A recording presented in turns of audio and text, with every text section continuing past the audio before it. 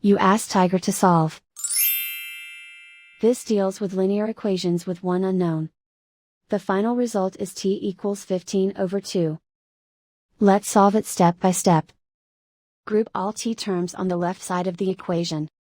Subtract 12t from both sides. Group like terms.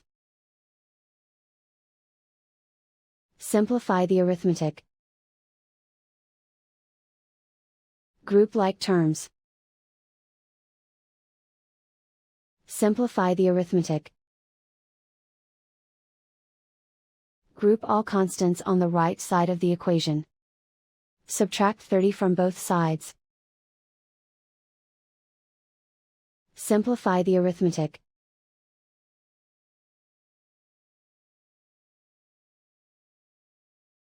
Isolate the t. Divide both sides by -2. Cancel out the negatives. Simplify the fraction. Cancel out the negatives. And so the final result is t equals 15/2.